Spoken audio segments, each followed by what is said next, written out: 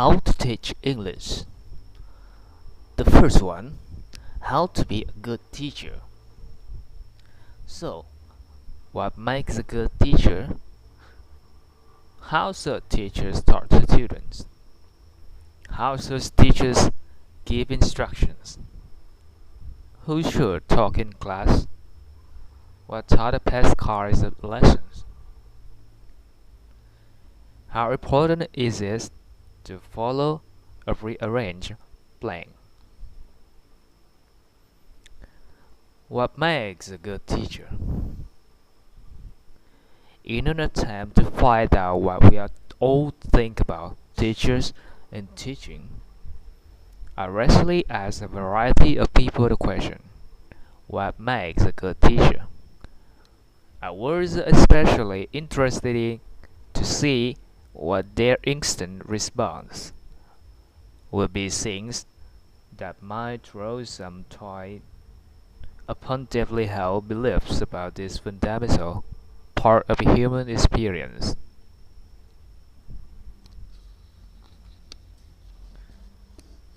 Many different people were asked the question, almost always with a tab machine there to recall their answers. There were teachers of English in the UK, in Spain, and from Finland. Some of the respondents were teacher trainers and methodologists.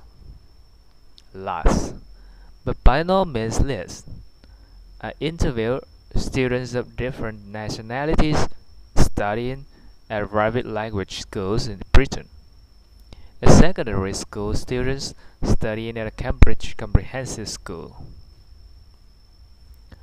The following answers are representative of the many that were given. First one. They should make their lessons interesting so you don't fall asleep in them. This was said by an Asian student at a private language school in England. Second, a teacher must love her job. If she really enjoys her job, that makes the lessons more interesting.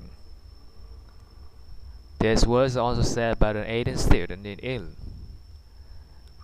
Teachers who look fed up or unhappy with what they are doing tend to have a negative effect on their students. When you observe good teachers, you will notice that even when they were feeling terrible outside the classroom, they put on a good teacher's face when he entered the classroom. I like the teachers who has his own personality and he doesn't hide it from the student, so that he is not only the teacher but a person as well, and it comes through the lessons. Students tend to be interested in their teachers, at least at first. The ones who share your personality with their classes often have better results than those who don't. The third, I like teachers who has lots of knowledge, not only who is subject. The preoccupation with the teacher's personality is reflected here too. Teachers should not be afraid to bring their own interests and lives into the classroom, within reason, of course. Therefore, a good teacher is an intentional, and I mean that a positive sense, not a negative sense. Students enjoy being entertained and amused.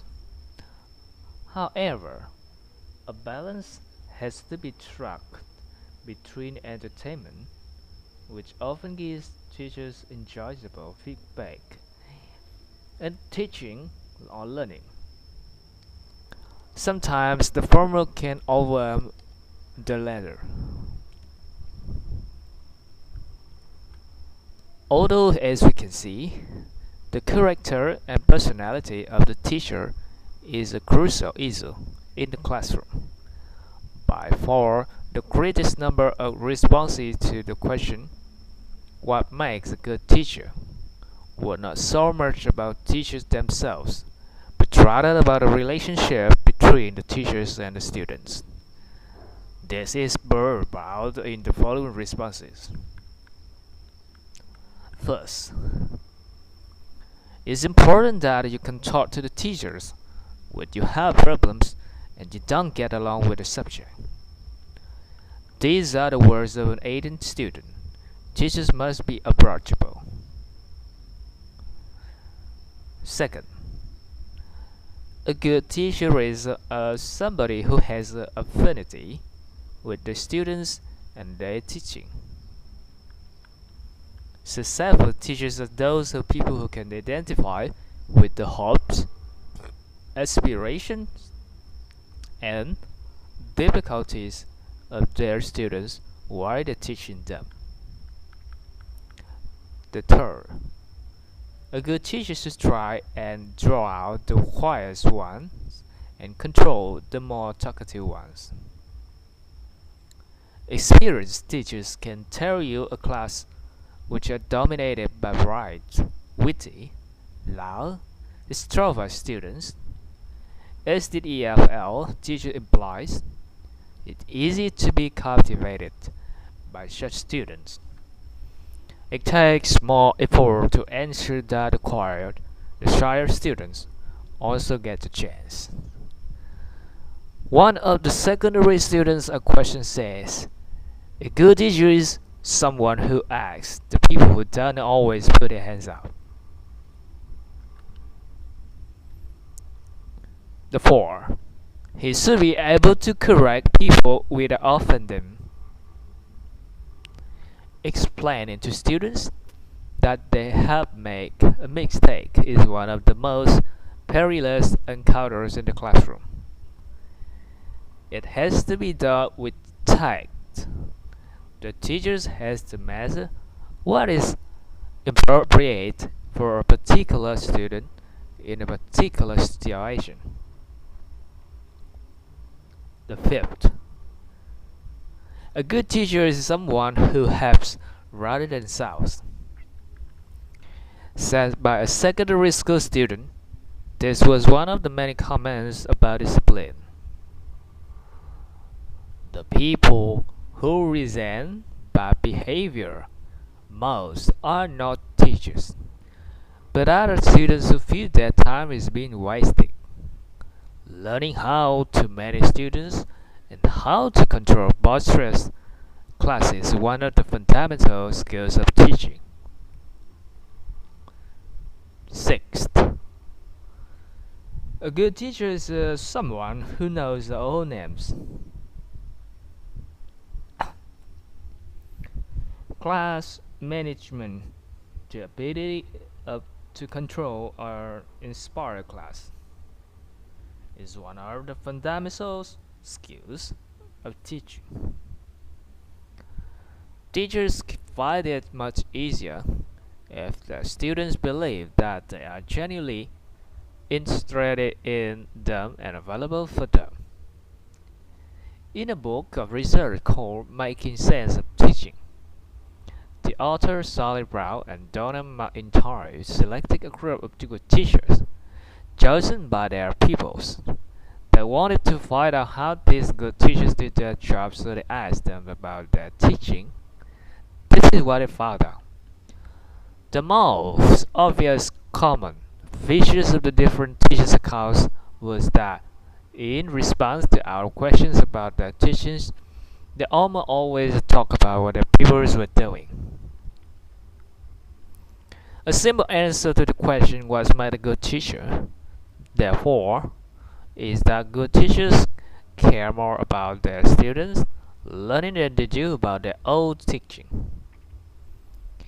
Teachers can never be quite sure what their students think of them.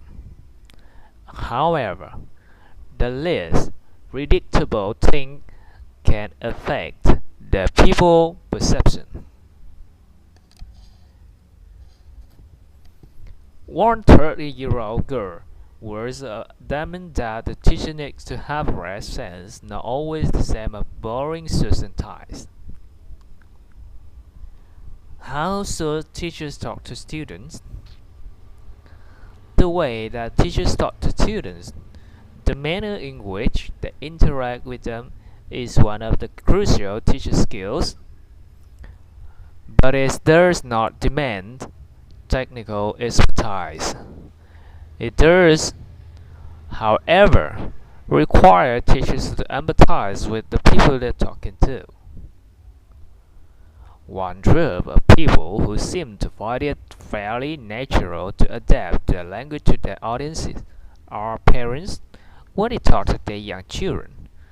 Studies show that they use more exaggerated tones of voice and speak with less complex grammatical structures than they would if they were talking to adults. Vocabulary is generally more restricted to an attempt to make the eye contact, and other forms of physical contact is reader. They generally do these things unconsciously. Though teachers and students are not the same as parent and student, this subconscious ability to draw tone, the language is a skill they have in common. Root tuning is the unconscious implication which both parents and teacher makes. Neither group sets out to get the level of language exactly correct for their audience. They rely, instead, on a general perception of what is being understood by the people listening to them. Their empathy allows them to almost feel whether the level of language they are using is appropriate for the audience they are addressing. Experienced teachers root tune the way they speak to students as a matter of course. Newer teachers need to concentrate and focus on their students' comprehension as the yardstick by which to measure their own speaking style in the classroom. Apart from adapting their language, experienced teachers also use physical movement, such as gestures, expressions, and mime. It becomes almost second nature to show happiness and sadness, movement, and time sequences. Concepts, for example, heavy or drawn. Using these techniques, they become part of the language teachers use, especially with students at lower level. How should teachers give instructions? These issues of how to talk to students become crucial when teachers are giving them student instruction. The best activity in the world is a waste of time if the students don't understand what it is they're supposed to do. There are two general rules for giving instruction. They must be kept as simple as possible, and they must be logical. Before giving instructions, therefore, teachers must ask themselves the following questions.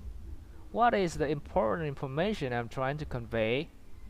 Or what must the students know if they are to complete this activity successfully?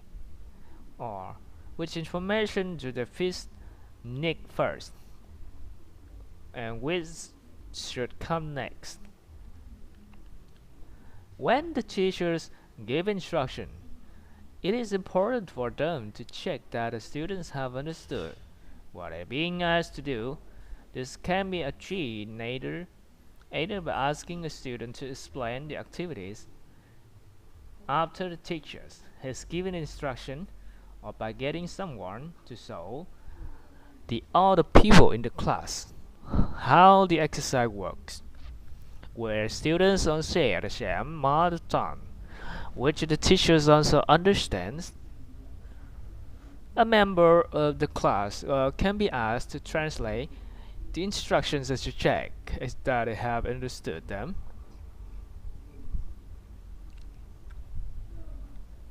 Who should talk in class?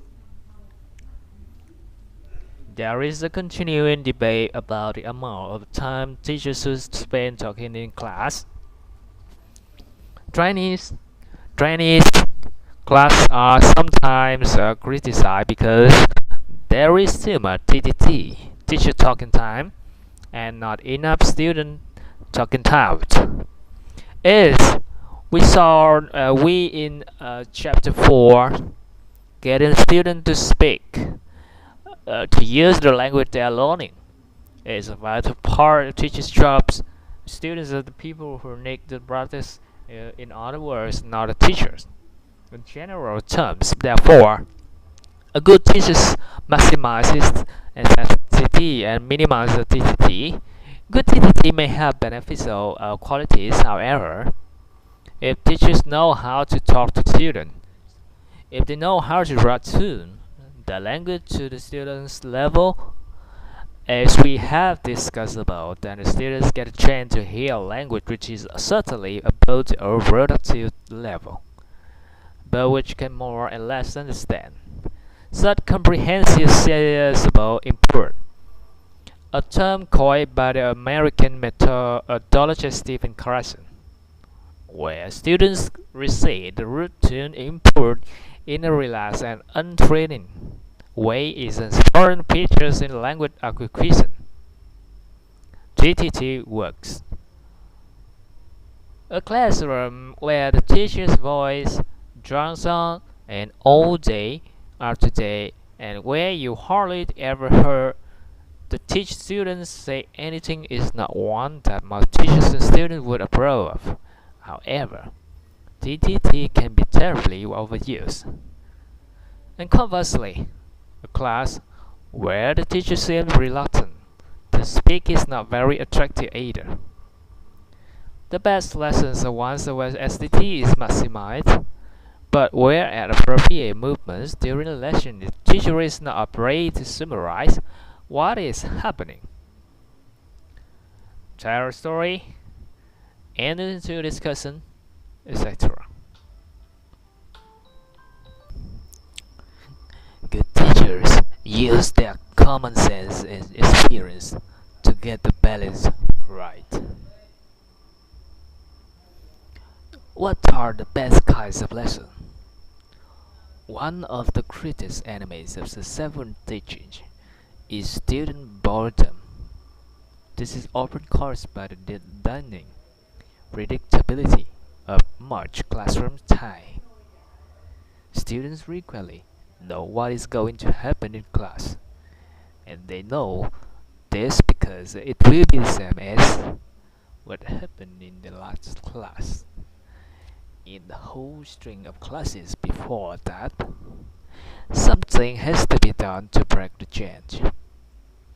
In his monumental book, Breaking Rules, John Fanslow suggests that for the teachers' sanities and the students' continuing involvement, teachers need to violate their old behavior patterns. If a teacher normally teaches in casual clothes, he should turn up one day wearing a suit. If a teacher normally sits down, they should stand up. If he or she is normally noisy and energetic as a teacher, he or she should spend the class behaving calmly and slowly. Each time, teachers break one of their rules. In other words, they send the river through the class. The river is a mixture of surprise and curiosity. It is a perfect starting point for student involvement. The need for surprise and variety within a 15-minute lessons is also overwhelming. If, for example, students spend all of that time writing sentences, they will probably get bored. But if, in that 15 minutes, there's a number of different tasks with a selection of different topics, the students are much more likely to remain interested. They can be seen most clearly with children at a primary and a second levels, but even Aiden need a variety diet to keep them stimulated. However, variety is not the same as anarchism. Despite what we have said, students tend to like a certain amount of predictability. They appreciate a set structures which they can rely on. And too much chopping and changing, too much variety in a 15 minutes lesson can be destabilizing. Good teachers find a balance between predictable safety and unexpected variety. How important is it to follow a rearranged plan? It is one of the things to be able to plan lessons which have a variety an issue we will look at in chapter 12. But it being flexible when the class is actually taking place in another matter altogether. Once again, when the class is actually taking place in another matter altogether, a balance has to be struck between teachers attempting to achieve what is set out to achieve on the one hand and responding to what students are saying or doing on the other. Suppose that the teacher is playing that the students should prepare dialogue and then act it out, after which there is a reading test and some exercises for them to get through. The teachers has allowed 20 minutes for dialogue preparation and adding out. But when the students start working on this activity, it is obvious that they need more time. The teachers then discovers that they would like to spend at least half of the lesson on just adding out phase, which they are finding helpful and enjoyable. At that moment, he or she has to decide whether to abandon the original plan or go along with the students' wishes, whether it is better to press ahead regardless. Another scenario is also possible. All the students are still working on a dialogue preparation except for two pairs who have already finished. Teachers then has to decide whether to tell them to do a for the oral discussion, which might make them more embraceable, or whether to disturb the rest of the class to prevent this. Then the other students may end up feeling frustrated because they didn't have a chance to finish. There are other crises too. The tape recorder suddenly doesn't work. The teachers has forgotten to bring the material that they rely on.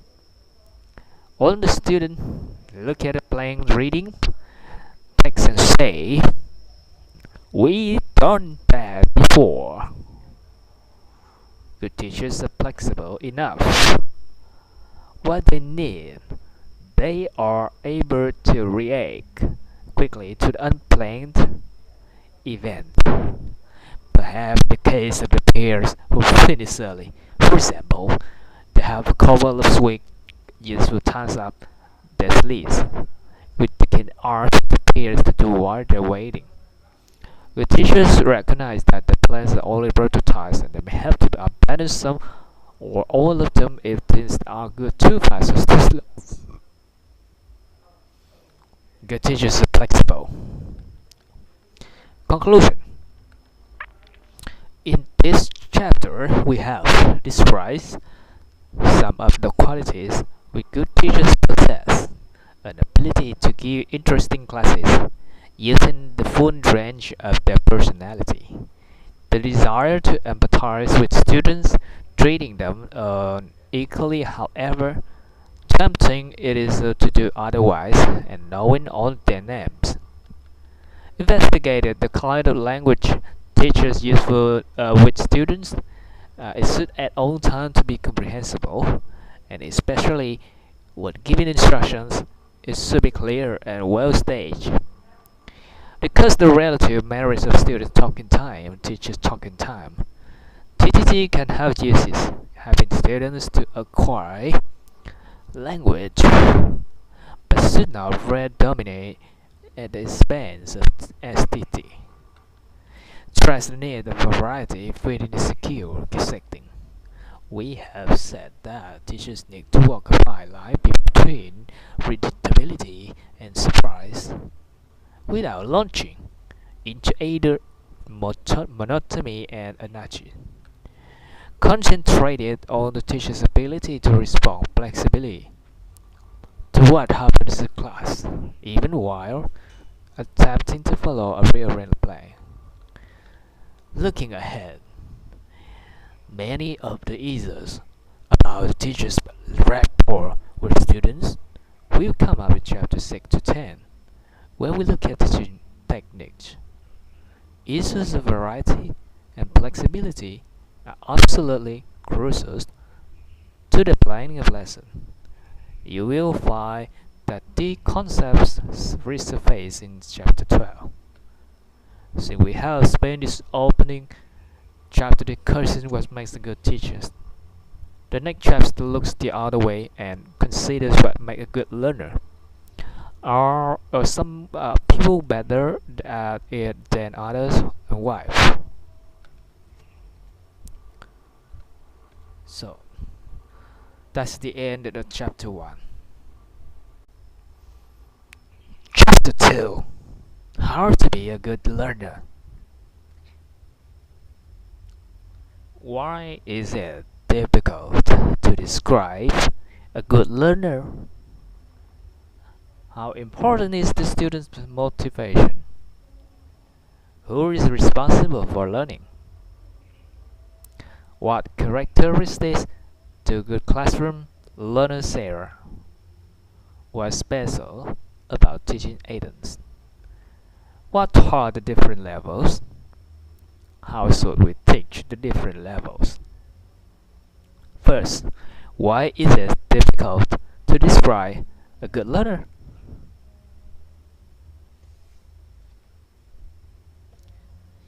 Many factors need to be taken into account that when considering the qualities of good learners. What are their backgrounds? For example, their past learning experiences. Why are they in the classroom? Why is one study method appropriate for student A but not for student B? Because each student brings a unique personality to the classroom. It is often difficult to assess the factors involved. Research results don't necessarily tell us what we really want to know either. For example, a recent university research team in Britain wanted to find out why some children to learn musical instrument became very good at it while others remained at best competent. They found that the most common factor was simply the number of hours the children had practiced. It is comforting when old sayings like practice makes perfect come true. But the result still leaves us with questions. It doesn't that tell us why some children practice more than others? Not about the type of practice they do. Neither does it account for those exceptional children who become expert players, even they do not practice as much as others. Teachers have some commonly held views about good learners. Anecdotally, they will tell you that the students who do best are the ones who always do their homework. For example, we may be able to say, therefore, that doing homework is the trademark of a good learner. But again, we are left with the questions. What if some people do homework while others don't? Or what if some exceptional students succeed who don't do homework? And is it the homework itself that makes the difference, or the underlying state of mind of the student? What we need to find out is whether there are any generalizations which help us to encourage habits in students, which will help them individually and or collectively.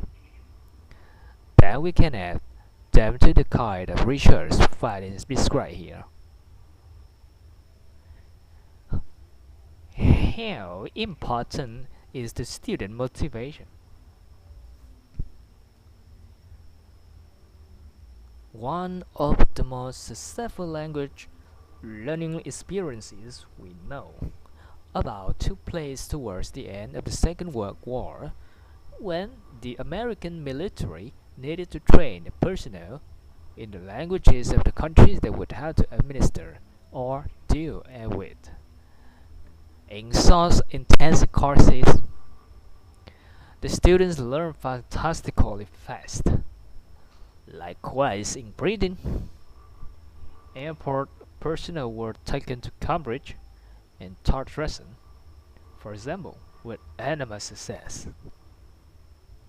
Whatever we think of the teaching methods used or the reasons for the language learning, the teachers and the students in these cases had a number of things on their side. They were highly motivated. They really want to learn, and they had a powerful reason to do it, including, of course, a fear of failure. The desire to learn can come from many causes. Perhaps the student love the subjects, or are simply interested to see what it's like. On the other hand, they may have a practical reason for their study.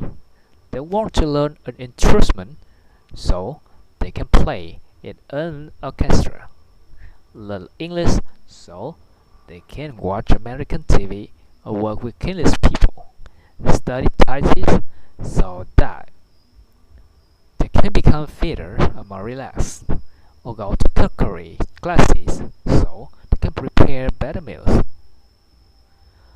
Famous research carried out in the second half of the 20th century by Gardner and Lambert suggested that students who felt most warmly about language and who wanted to integrate into the cultures of its speakers were more highly motivated and learned more successfully than those who were only learning language as a means to an end or getting a better job.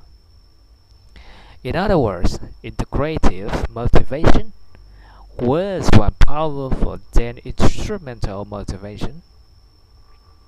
But what about kind of motivation students have? Is it clear that highly motivated students do better one without any motivation at all? If good teachers learners are those that have a positive attitude towards their subject, what can we do if we get students who aren't like that? Will students whose motivation is only skin there be bad learners, whereas people who were not extremely keen to learn automatically fail? One of the main tasks for teachers is provoke interest and involvement in the subject even when students are not initially interested in. It is by the choice of topic, activity, and linguistic content that they may be able to turn the class around. It is about their attitude to class participation, their conscientiousness, their humor, and their seriousness that they might influence their students. It is by their own behavior and enthusiasm that they might inspire. Teachers are not, however, ultimately responsible for their student motivation. They can only encourage by word and deed. Real motivation comes within each individual. Who is responsible for learning? In many modern language institutes, a sizable percentage of time is given over to self-study. Typically, the institute will have a large room equipped with textbook, exercises, tabs, and video recorders, where individual headphones, reference books such as dictionaries, grammar, fictions, and non-fiction books and magazines. There will be the competent teacher on duty to offer help and advice, but the idea is that the students should go into the self-assessed center and choose what they want to do based on their own interests and needs. They can decide whether they want to go to center in other words, and once there, they can take charge, do what they think is best. Take responsibility for their own learning. The underlying philosophy behind say accepts center is that students who are prepared to take such responsibility for their own learning by studying in their own time, doing homework, thinking carefully about what would be the best for them, and good learners. Good learners, in other words, don't just wait to be taught. Of course, not every school has self-assessed facility. They are expensive to set up and demand space and time. But the principle that learners should take charge of their learning is one that we need to promote with or without such physical resources. Students need to be aware that we cannot teach them English unless they themselves have prepared to take some of the strain. Learning is a partnership between teachers and students. This message may be difficult for some students that from certain educational backgrounds and cultures who have been led to believe that it is the teacher's job to provide learning. In such cases, teachers will not be to suffer if they merely try to impose a pattern of learner independence. In such cases, it is much better to start very gradually with a piece of homework. For example, or some solo work in class where individual students have to investigate a grammar issue or solve a reading puzzle on their own. As the students get used to work with things out for themselves or doing work at home, so they can gradually start to take their own decisions about learning. Getting students to do various kinds of homework, like readings exercises, compositions, or study is the best way to encourage student autonomy. What is important is that teachers should choose the right kind of task for the students. It should be within the grasp, or not take up too much their time, or occupy too little, of it by being trivial. Even more importantly than this, teachers should follow homework when they say they are going to. Imposing the same deadlines often themselves they do on their students. As teachers, Then it's up to us to encourage students to take charge of their learning by guiding them in their choice of work either at home or self-assessed centers. If there exists and being available to discuss individual plans of study. The most important thing, however, is to be sensitive to their own expectations of learning and act accordingly. What characteristics do good classroom? Inside the classroom, some learners seem to take advantage of what's going on more than others. It looks as if they are more engaged with the process of learning than the colleges. Teachers are aware of this too. They will frequently say that successful students possess some and all of the following characteristics: a willingness to listen. Good learners listen to what's going on, not just in the sense of paying attention, but also in terms of really listening to the English what is being used, tracking it up and engaging eagerness and intelligence. A willingness to experiment. Many good learners are not afraid to have a goal. They are prepared to take risks, to try things out and see how it works. Of course, not all successful language learners are extroverts, but the urge to use the language loudly or quietly is an important one. A willingness to ask questions.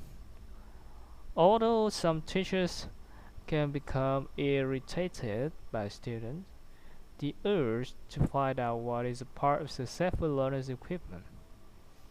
Good teachers regularly invite students to ask if they don't understand something. Good learners do this, judging when it is appropriate to do so, when it's not. A willingness to think about how to learn. Good learners bring or invent their own study skills.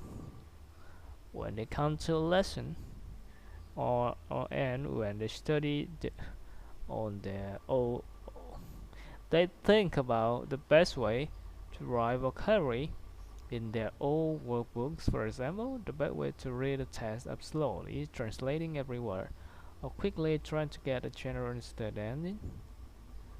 The best method of writing and rewriting is a piece of writing. A willingness to accept correction. Good learners are prepared to be corrected if it helps them. They are keen to get feedback from the teachers and are open what they told. But it only works where teachers are able to offer constructive criticism rather than castigating them for being wrong. Giving feedback involves praising students for the things they do well and offering the ability to do things better where they were less successful. It involves teachers in judging their students' responses to correction so that they can act accordingly.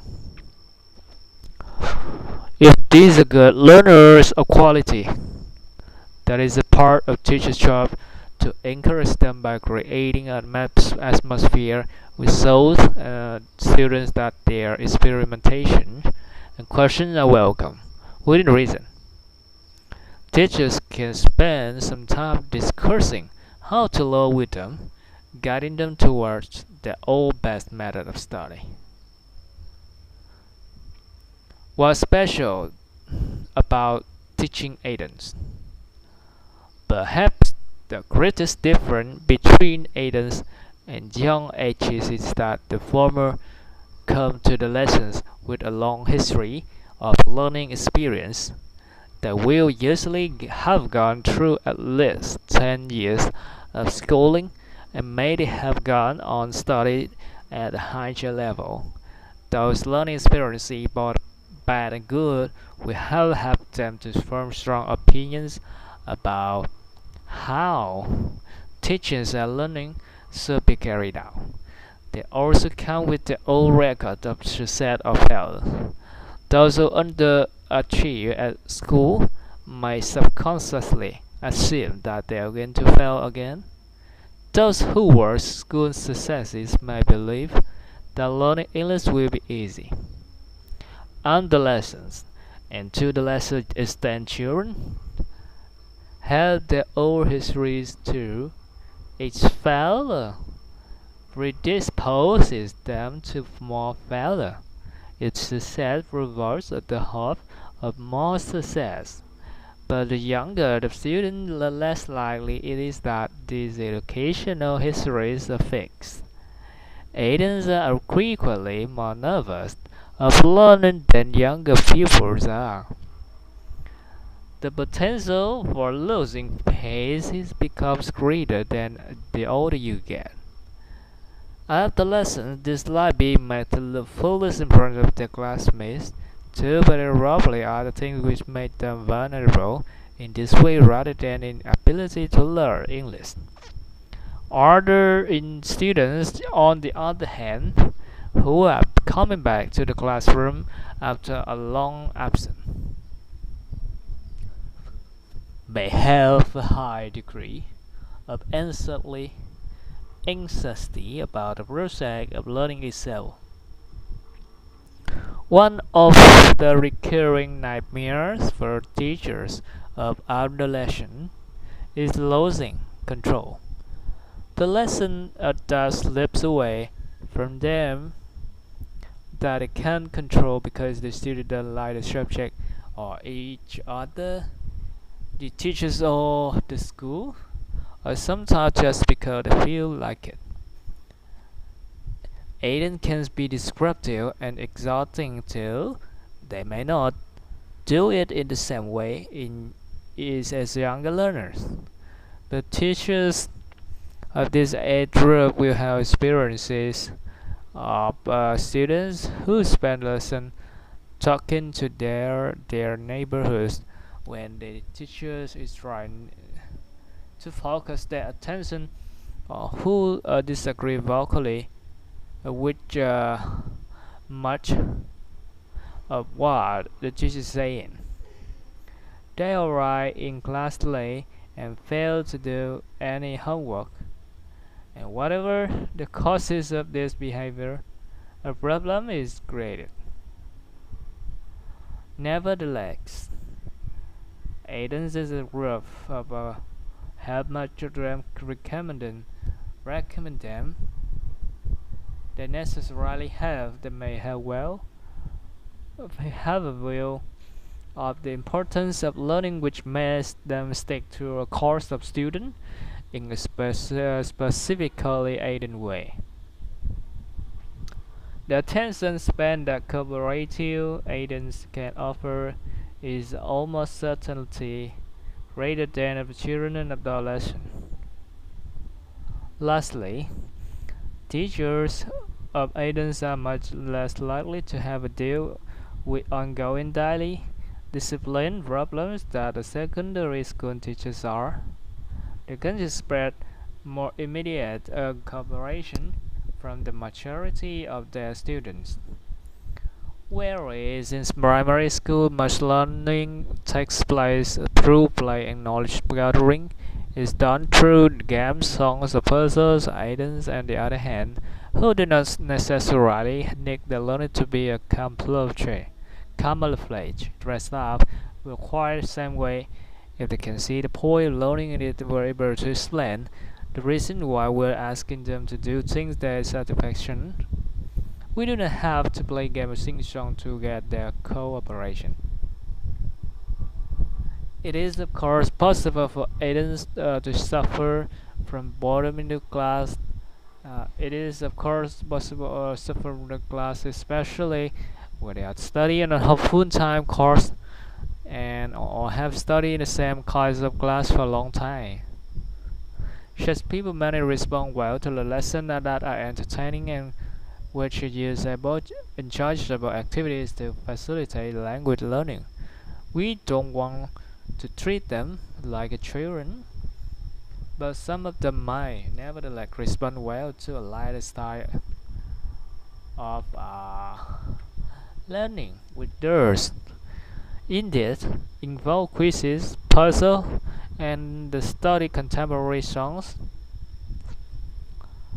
Good teachers are able to balance the very study of English with the more entertaining activities and that they think about. Their students sometimes need by watching the classes and asking their students what they think and feel. They can select just this as blank for activity and style. What are the different levels? Teachers of English generally make three basic level distinctions: beginner, intermediate, and advanced. True, exactly what the terms mean often depends where you work and what textbook, if any, you are using. Broadly, however, beginners are those who don't know any English, and advanced students are those whose level English is competent, allowing them to read and simplify fact and fiction and communicate fluently with native speakers. Between these two extremes, the intermediate suggests the basic competence in speaking and writing, and an ability to comprehend fairly straightforward in listening and reading. Between this level, other descriptive terms are used to. A distinction is made between beginners and false beginner to reflect the fact that some agents start a beginner's course having heard virtually no English, whereas many others can't really see any English but actually know quite a lot of it can be quickly activated. They're not real beginners. Elementary students are no longer beginners and are able to communicate in basic way. They can string some sentences together, construct a simple story, or take part in predictable spoken interaction. However, they have not achieved intermediate competence, which involves greater fluency and general comprehension of some general authentic English. There are still areas of knowledge, tense structures, noun phrase construction, vocabulary use, etc., which elementary students have not come across. Upper intermediate students, on the other hand, have the competition on the intermediate student, plus an extent knowledge of grammatical construction and skill. However, they may not have achieved the accuracies of depth of knowledge which the hand college have acquired. The following diagrams of the level which are equally in years describe the different level. Although each student is an individual, it is nevertheless possible to make some broad generalization about the different level. Beginner.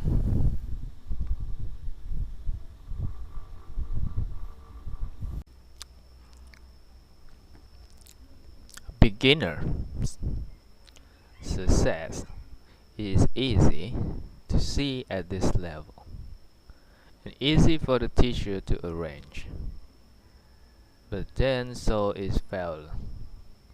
Some Asian beginners find that language learning is more stressful than they expected and reluctantly give up. However, if things are going well, teaching's beginner can be incredibly stimulating and great fun.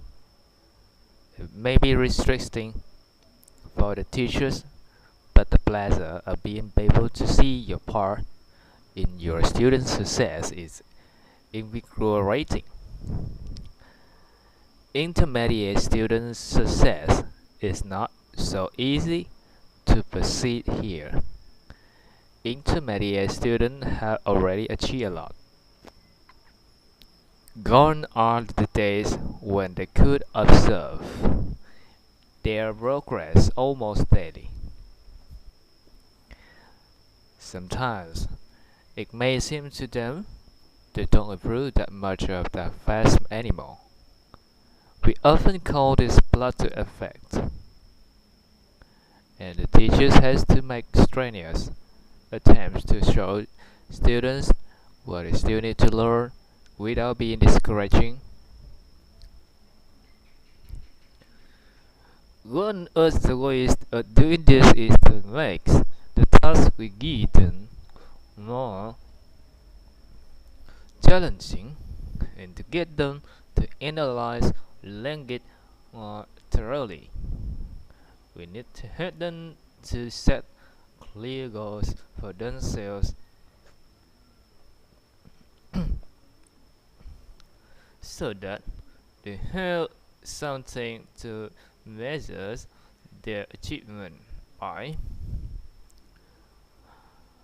Advanced students, they already know a lot of English.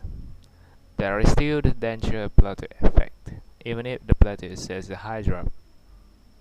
So we have to create classroom cultures where learning is not as seen as learning a language little bit. At the advanced level, we need to be able to show students what still has to be done, and we need to provide good, clear evidence of progress. We can do this through a concentration, not so much on grammatical accuracy, but on style and perceptions of appropriacy, connotation, and inference, helping students to use language with more subtlety. It is at a level, especially, that we have to encourage students to take more and more responsibility for their own learning.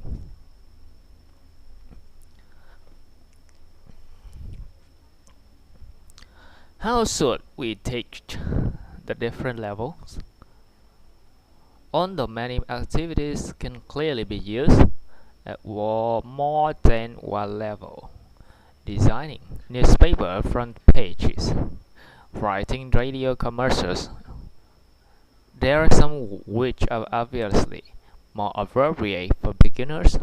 For example, pronunciation practice of simple introduction dialogues, while there are others which are more appropriate for advanced students, such as discursive essay writing for formal debating.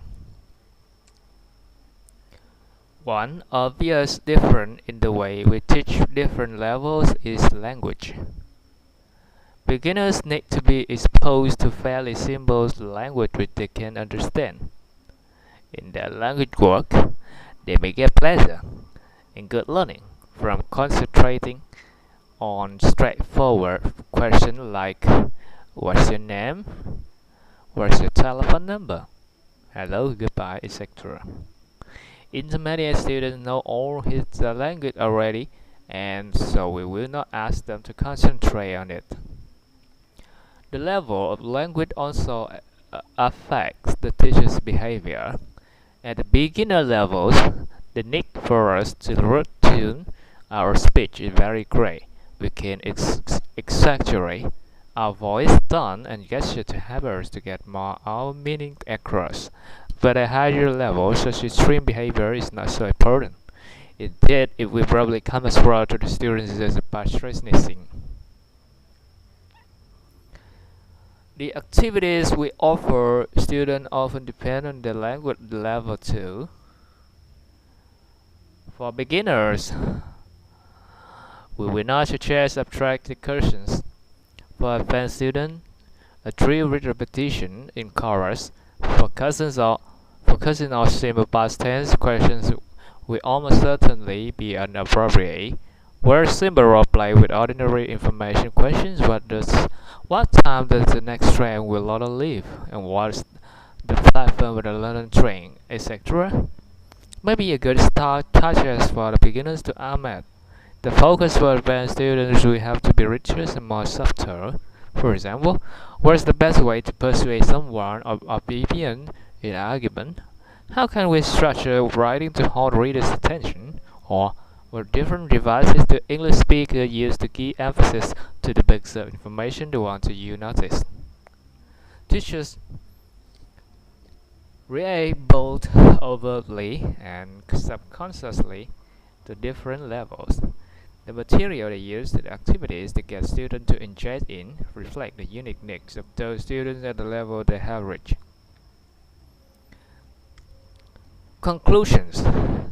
In this chapter, we have looked at what makes a good learner and talked about how learners differ from each other in age and level. Because the ease of motivation the student desire to learn, we have to say that even where it isn't present, our positive experiences in the classroom may change the student attitudes for better. Stress that good learners take some responsibility for learning themselves. Will be sensitive to their own educational and cultural background, we should try and encourage the practice of self-study. So that good learners are willing to experiment, listen, ask questions, and think about how to learn. This implies the desirability of using appropriate study skills. Describe aided learners. We have said that like of the lesson, they can be descriptive, though in different ways, that they can be quite nervous about learning, but that they also have more word knowledge and greater tolerance for the serious learning. Describe some of the different levels students can reach. We have seen that the choice of language and activities what is important to choose appropriately. What is suitable for beginners not to be so popular for advanced students. Looking ahead, in chapter 6 to 10, the intended student level, elementary, intermediate, and advanced explorer for each activity will be suggested. Chapter 12 on the lesson planning will draw together many of the issues about matching activities to the appropriate age group or level make this chapter. However good or bad the students are, the teacher needs to manage the classroom, both in terms of his or her own presence and in the way the classroom is physically organized. That is what we'll look at in the next chapter.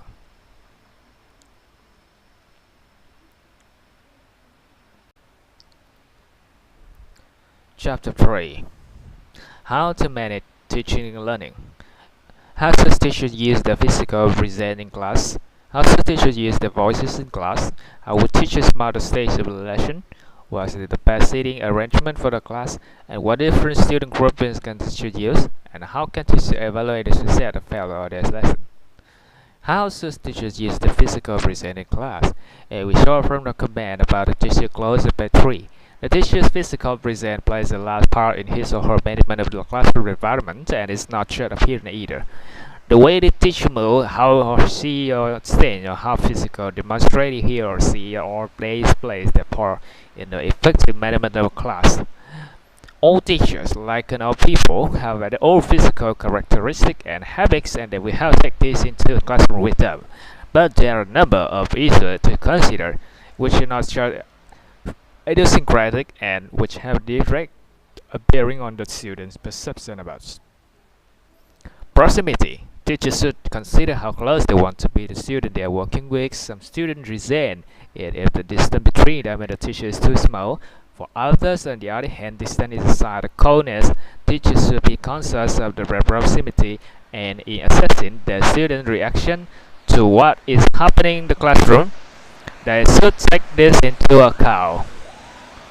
Appropriately, deciding how closely you should work with students is a matter of privacy. So is the general way in which teachers sit or stand in classroom.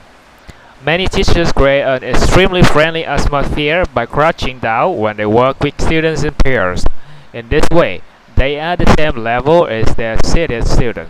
However, some students find this informality worrying. Some teachers are even happy to sit on the floor, and in certain situations, this may be appropriate, but in other is may well lead to a situation where students are put up from the concentrating. All the positions teachers take sitting on the edge of the table, standing behind the lectern, standing on the right stairs, make strong statements about the kinds of person the teacher is. It is important, therefore, to consider what kind of effects much physical behaviors has so that you can behave in a way which appropriate to the student we have and the relationship we wish to create with them if we want to manage a class effectively. Such a relationship crucial. Movement. Some teachers tend to spend all their class time in one place at the front of class, for example, or to the sides or the middle, or they spend a great deal of time walking from side to side or striding up and down the aisle between the chairs. Under this again is to some extent a matter of personal preference. It is worth remembering that motionless teachers can bore students, whereas teachers who are constantly in motion can return their students to standing smart spectators. Their heads moving from side to side until they become exotic.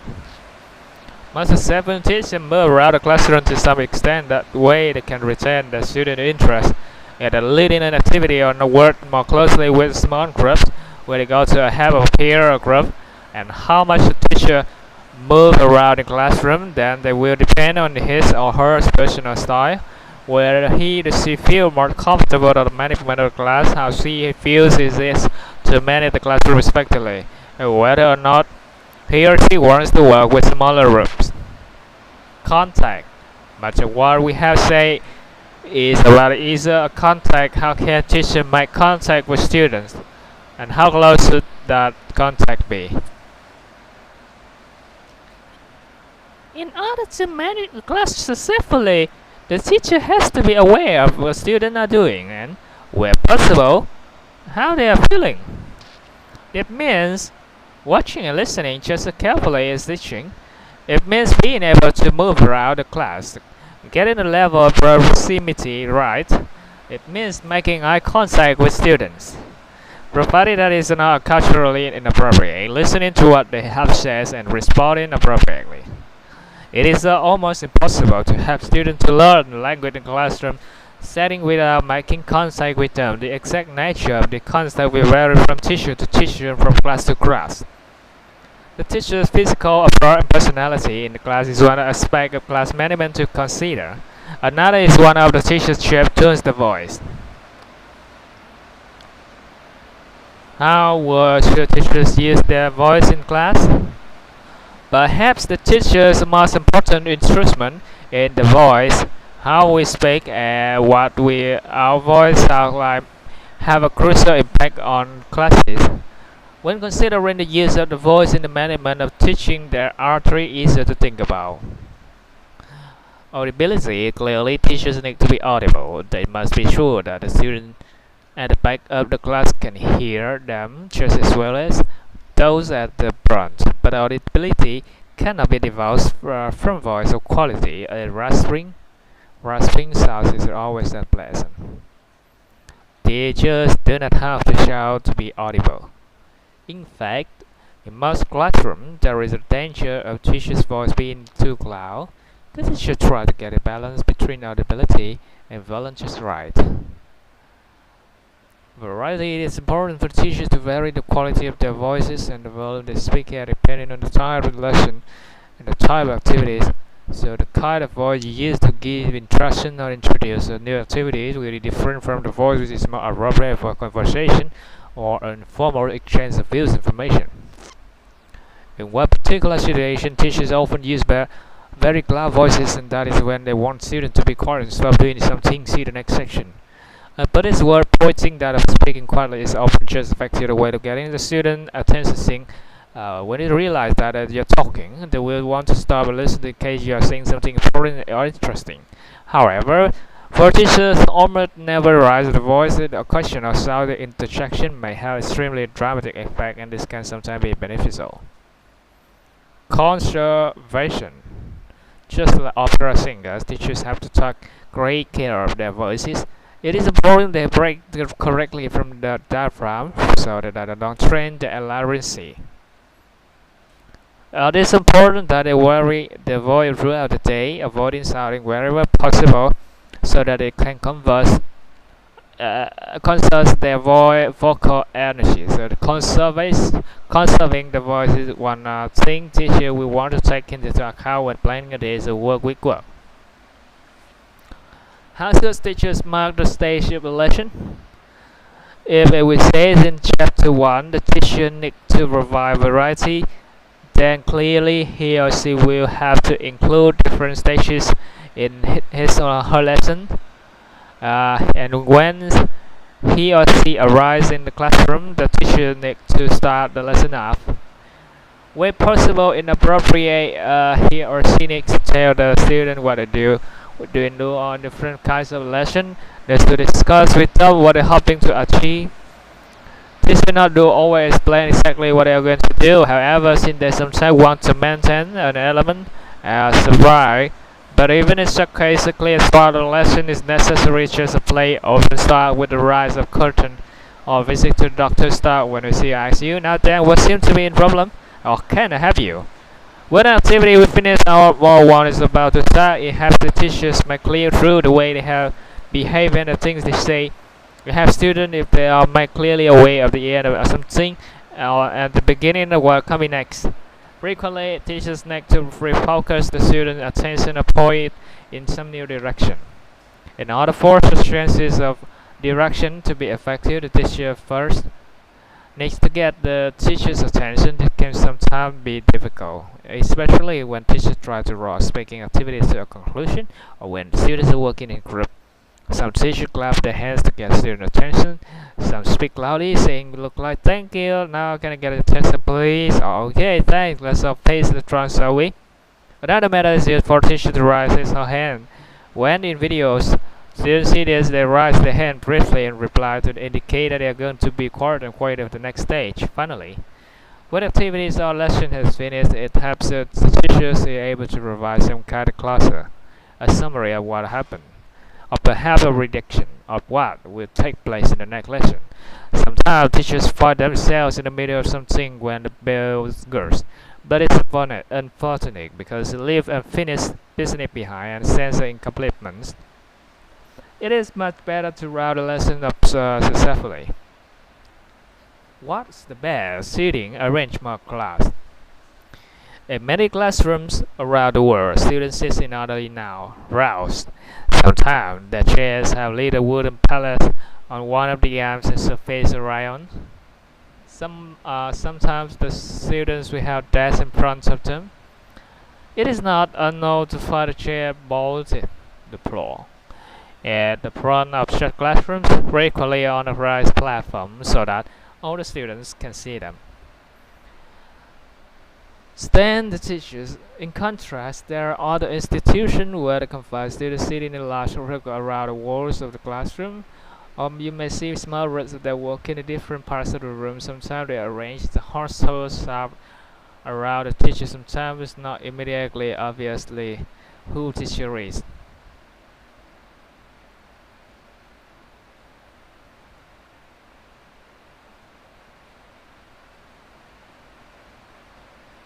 Yes, different seating arranged in class. Clearly, we are seeing a number of different approaches in the different arrangement of chair and table, and this raises a number of questions. Are schools with a usual variety of seating blanks of reflect seals are merely modest? For example, is there something intrinsically superior about rigid seating arrangement, or are the classroom the product of tradition? Orthodoxy. Is one kind of seating arrangement better than another? What are the advantages of each? And the following discusses these various arrangements. Orderly rows. When the students sit in rows in classrooms, there are obvious advantages. It means that the teacher has a clear view of all the students and the student can only see the teacher in whose direction they're facing. It makes lecturing easy, enabling the teachers to maintain eye contact with the people he or she is talking to. It also makes discipline easier since it is more difficult to be disruptive. When you are sitting in the row, if they are ISO in the classroom, the teacher can easily walk up and down, making more personal contact with the individual student and watching what they are doing. Orderly rows imply a teacher working with the whole class. Some activities are especially suited to the kind of organization. It's learning a grammar point, watching a video, using a board, demonstrating text organization on an overhead, transparency which shows a paragraph. For example, it is also useful when the students are involved in certain kinds of language practice. That we show in chapter 6. If only students are focused on the task, the whole class gets the same message. When teachers are working with the whole class sitting orderly around and vitally important to make sure that they remain in contact with the student and that keep everyone involved. So if they are asking questions to the class, they must remember to ask students at the back and inquire once perhaps. Rather than just one nearest them, they must move around so that they can see on the student to gauge their reaction to what's going on.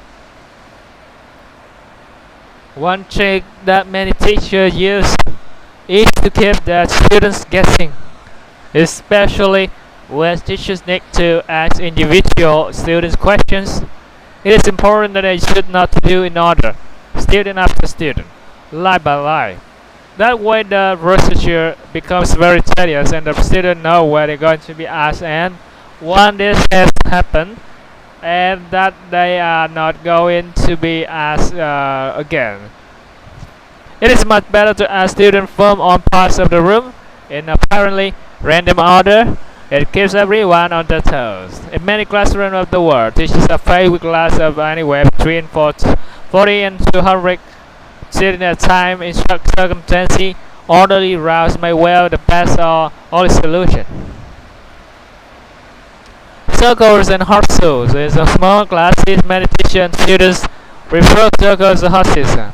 In the horses, the teacher will probably be at the open end of the arrangement since that may be well around, where the board overhead projector and the tape recorder are situated. In a circle, the teacher's position where the board is situated is less dominating. Classes which are arranged in a circle make a quite strong statement about what the teachers and the students believe in. The round table in the legends about King Arthur was designed by him specially so that there would not be argument about who was important than who, and that included the king himself when they were in the meeting. So, it is in classroom, with all the people in the classroom sitting in a circle, there is a par-rated feeling of equality. Done what the teacher says out at the front. It may not be quite so true of a horseshoe shape where the teacher is often located in a central position. But even here the teacher has much greater opportunities to get close to the students. If, therefore, teachers believe in lowering the barriers between themselves and their students, this kind of seating arrangement will have their other advantages too, just among which is the fact you have to turn round, and that is, away from the teachers. If you want to make eye contact with someone behind you, in a circle or horses, no such description is necessary. The classroom is thus a more intimate place in the potential for students to share feelings and information through talking, eye contact, or expressive body movements. Eyebrow raising, shoulder shrugging is far greater. Separate tables, even circles, or horses seem rather formal compared to classes where students sit in small groups in individual table. In such classrooms, you may see the teacher walking around checking the student work or helping out if they are having difficulties, prompting the student in the table, or explaining something to the student at the table in the corner. When teachers, when teaching students six in small groups at individual tables, the atmosphere in the class is much less hierarchical than any other arrangement. It is much easier for the teacher to work at one table while the others get on with their own work. It feels less like teacher students and more like responsible agents getting on with the business of learning. However, this arrangement is a problem. In the first place, students may not always want to be the same colleges. Indeed, their referencing may change over time. Secondly, it makes whole class teaching more difficult, since students are more diverse and separated. The way students says a lot about the style of the teachers or the institution where the lessons take place. Many teachers would like to rearrange the classes so they are not always faced with rows or rows of board faces, even where this is physically impossible in terms of furniture. For example, there is things they can do to achieve this as we show in the next section. What different situation student groupings can teacher use? Whatever the seating arrangement in classroom, students can be organized in different ways. They can work as a whole class, in groups, in pairs, or individually. Whole class. We have seen. There are many occasions when the teacher working with the class as a whole is the best time of classroom organization.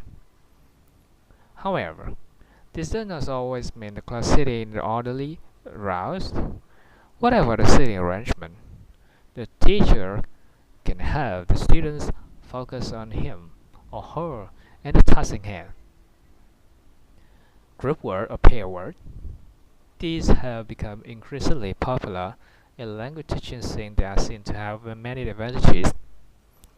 Group work is a cooperative activity for students, perhaps because of the topic, doing a role play, or solving a problem.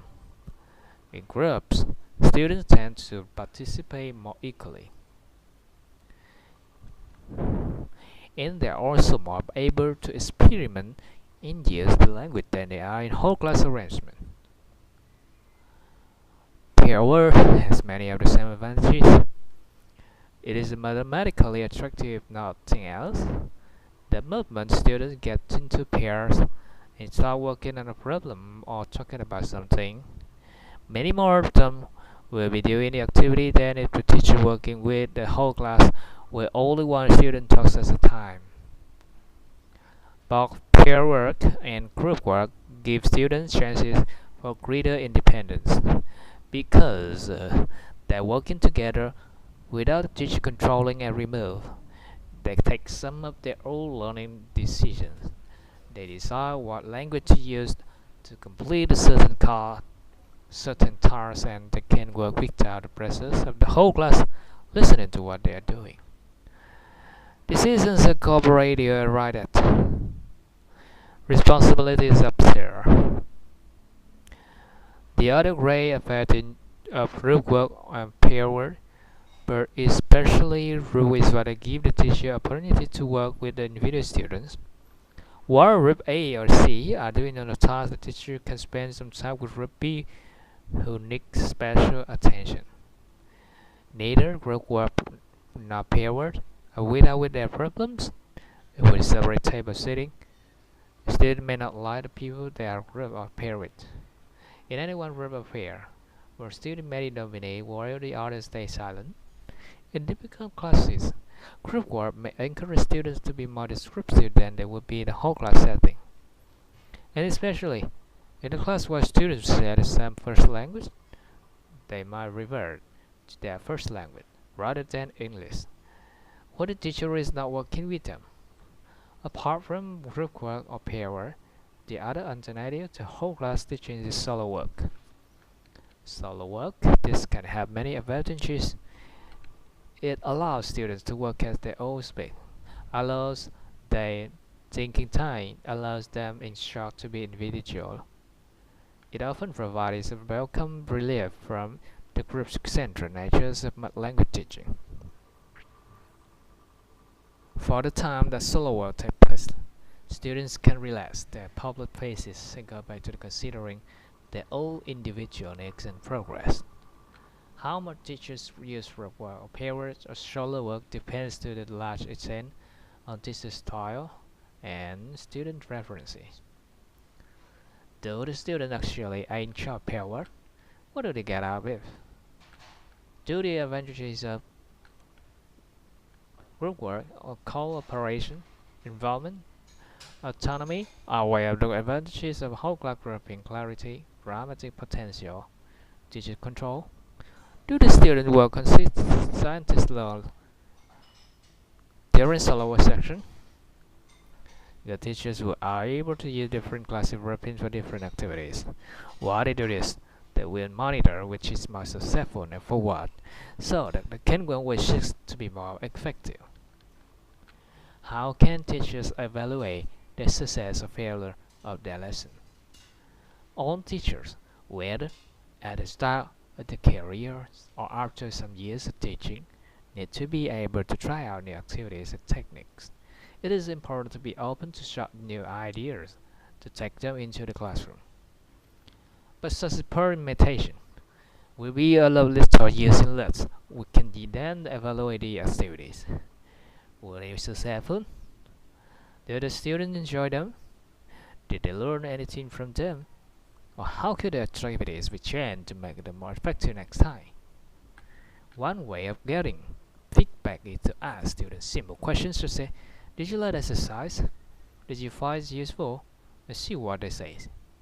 But not all students will discuss topics like this openly in class. It may be better to ask them to write the answer down and hand them in. Other way of getting reaction to new technique is to invite a colleague into a classroom and ask him or her to observe what happens and make suggestions afterwards. The lessons could also video it. In general, it is a good idea to get student reaction to lesson and their aspirations about them clearly stated. Many teachers encourage students to see what they feel about the lessons and how they think the course is going. The simplest way to do this is to ask students once every fortnight, for example, to write down 2 things they want more of and 2 things they want less of. The answer you get may prove the useful place to start a question, and you will then be able to modify what happens in class. If you think it appropriate in the light of the student's feelings, such modifications will greatly enhance the teacher's ability to manage the class. The teacher's managers also need to assess how well the students are progressing. It can be done through a variety of measures, scores the participation of each student, and frequent small progress tests. Good teachers keep a record of their student achievements so that they are always aware that they are getting old. Only if teachers keep such kinds of progress records, then they begin to see when teaching and learning has not been successful. Conclusion. In this chapter, we have discussed the teacher's physical presence, saying that we should pay attention to our proximity to the student, to think about how much we move around the class, and consider the appropriateness of our behavior in general. Said that teachers need to make contact with their student, especially eye contact. Discuss the fact that teachers need to be clearly audible without shouting in a disagreeable way, and stress the need of variety in the way teachers use their voices. Different activities call for different voices, and the variety use their voice makes for more interesting classes. We mentioned that it's important to teachers to consider their voices. Perhaps they are more important in treatment. Emphasis that teachers need to mark stages and changes of activity clearly so that students know what's going on. We said that successful teachers know how to start classes, and also how to close them so that I was feeling a completeness. Looked at the different ways of arranging a class physically, from orderly rows to separate tables. Discussed the use of orderly rows, classroom, and said the teacher need to keep in touch with what's going on whole and involve all the students in such a situation. Suggested that circles, horses, and especially separate tables make the class run less regimented and teacher dominated. Whilst recognizing that rows have their uses and that the other arrangements are not without disadvantages. Looked at the way teachers group students, whole class, group work, pair work, and solo work. We have stressed the advantages of group work, pair work, and looked at times when solo work comes a great relief to students. Whole class teaching is extremely beneficial in certain circumstances too. Said that teachers need to try out new techniques, and that, crucially, they need to evaluate them too. In particular, they need to be able to find out whether the students found them useful or enjoyable. We show ways of doing this. Finished by suggesting that teachers can use a variety of means to keep track of their student progress, an important part of class management. Looking ahead, in many of the activities in Chapter 6 to 10, we'll be suggesting the use of groups of peers. Many of these activities will also work just as well, if not better, with right seating arrangement of the weekends we discuss here. When considering lesson planning in Chapter 12, issue of variety, marking stages, seating, groupings, etc. will be of vital importance. For role society activities in Chapter 6 to 10, and in Chapter 11, about using textbooks, it will be vital for the teacher to evaluate how successful activity has been. In Chapter 13, what if, we will look at what to do when a student becomes disruptive, a major management issue. In the next chapter, suggest models for teachers to follow and freely discuss other models that influence the practice of English language teaching. So that is chapter 3. Thank you.